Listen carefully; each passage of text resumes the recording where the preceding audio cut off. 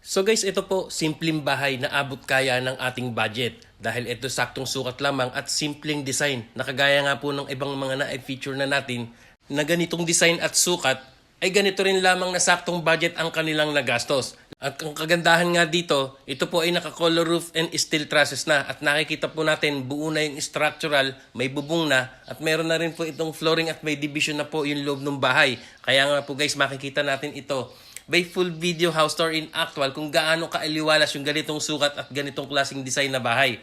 Kaya ito po, sisiyasatin natin at ibinahagi nga sa atin ni owner ang bawat detalye ng mga materyales na nagamit dito. Ang importante nga dito ay meron tayong mapagbabasihan ng idea pag tayo magpapagawa na ng bahay kung ganito rin lamang na design at sukat ay maaaring ganito rin lamang na small budget ang abutin ng inyong pagpapagawa na simula na ganitong bahay.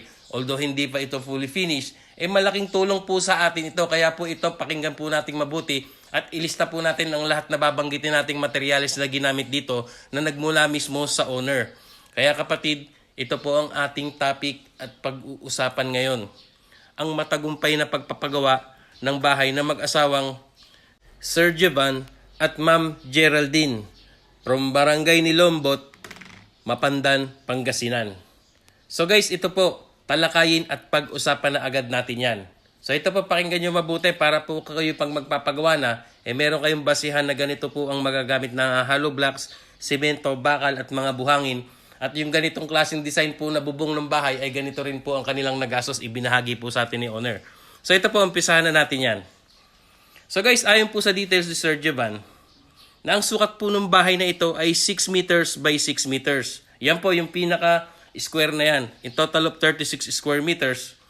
Na ito po ay meron 2 kwarto at isang CR. Meron din po itong sala, kitchen and dining area at nagpadugtong po sila ng terrace. Kinonvert po natin by the feet itong 6 by 6 meters at ito po ay lumalabas na 20 feet by 20 feet. And then guys, hindi pa po nakasama yung dugtong na CR dyan sa likod na nakita natin at yung terrace dito sa harap. So it means yung pinakabahay po ang 36 square meters. So sa ganyan pong sukat na bahay, ang nagamit pong mga hollow blocks ayon po kay Sir Jevan, siya po ay umubos na dito ng 1,400 pirasong hollow blocks. Sa ganyang sukat na 36 square meters na meron 2 kwarto at isang CR. And then guys, sa mga semento naman po, ito po ay nakaubos lamang ng 100 pirasong semento. So kung napapansin po natin guys, rough pa lamang ito, wala pa po siyang finishing or palitada. So rough pa lamang, naka-100 pirasong bags na semento. And then sa bakal naman ay 2 klase lamang ang ginamit, isang 10mm at 9mm. Guys, sa 10mm po ay nakaubos siya ng 90 piraso. At habang ang 9mm naman ay nakagamit ng 100 piraso. At ayon po kay Sir Jevan, dito naman po sa kanilang mga buhangin ay nakapagpa-deliver siya dito ng S1 na 4 na mini dump na ELF. And then nakapagpa-deliver po din siya dito ng graba na 2. Maaring ito po o yung mix buhangin at bato na kung saan yan po yung pinagba-flooring niya, poste at biga. So yan po ang mga kabuuang nagamit dito sa structural ng bahay na ayon po sa details ni Sir Jevan. Yan nga po sa ganitong sukat na 6 by 6 meters. And take note guys, ito po ay ginawa lamang nitong January 28, 2024 kaya updated pa po ito at ito naman po sa kanilang color roof and steel trusses. Kung napapansin po natin may bubong na. So sa ganito pong klaseng design or style na bubong, kasama na po yung terrace na yan, gumamit po sila sa steel trusses ng mga C-purlins. And then guys, sa yero naman po, ayon po kay Sir Jevan, ito po ay color roof, long span, rib type at ang kapal po nito ay 0.5. So magandang klase na po yan. At lahat po ng yan, labor and materials ay gumastos po sila dito ng halagang 65,000 pesos sa ganyan pong klaseng bubong at ganyang sukat po na binubungan. And then meron na rin po siyang mga pintuan at ito po ay mahogany. Guys, yung hamba at ito po lahat-lahat, 4 na piraso ay gumamit po siya dito ng mahoganing klase at nakagastos siya ng 1,700 pesos ang bawat isa. So yun na po ang kabuuang mga materyales na nagamit dito at hindi na nga nabanggit yung mga ibang maliliit na may miscellaneous. So ito naman po guys, makikita natin yung full video house tour. Silipin po natin yung loob mismo ng bahay na ito kung gaano kaaliwalas itong 6 by 6 meters. At although hindi pa nga ito fully finished, pero makukuhanan natin ito ng basihan at idea lalong-lalo na't ito'y updated pa. January 28, 2024 pa lamang po ito ginawa. So ito po siya sa atin at panoorin natin.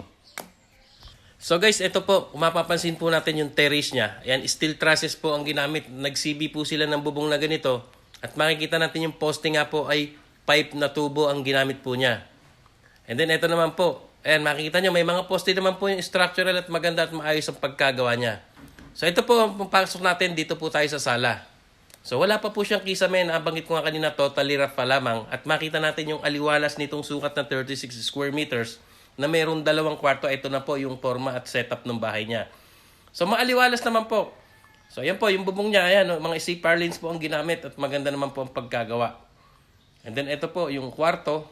And ito po yung 2 kwarto niya. Malaki rin po yung kwarto at nakikita natin guys. Ayan, pwede nyo pong gayahin yung forma nito, yung setup no, or yung plano ng bahay na ito. Dahil sakto lamang po ang kanyang nagastos dito, although hindi pa fully finished. Pero napakalaki pong menos na nagawa niyang naitipid dito dahil sa forma po ng bahay na ito ay pwede nang matirahan. Ayan po, oh. May flooring na. Ayan, oh. Ang laki rin po ng kwarto na to. So ito naman po yung kabilang kwarto. Oh, yung iba po, wala pa siyang bintana. Oh. Pero paunti-unti, ang kaimportantihan nga dito, ito ay nakaporma na at ayon nga kay Sir Jeban, ito pa ay unti-unti na lang nilang i-finish at mas lalo pa silang sisipagin sa kanilang pagtatrabaho. Bukod sa inspirasyon na kanilang pamilya, ay itong kanilang binubuong project na bahay na matagal nilang pinangarap at pinangarap ng lahat para sa ating minamahal na pamilya na mabibigyan ito ng maayos at disenteng tahanan. So ito po yung kanilang kitchen, ito yung lababo.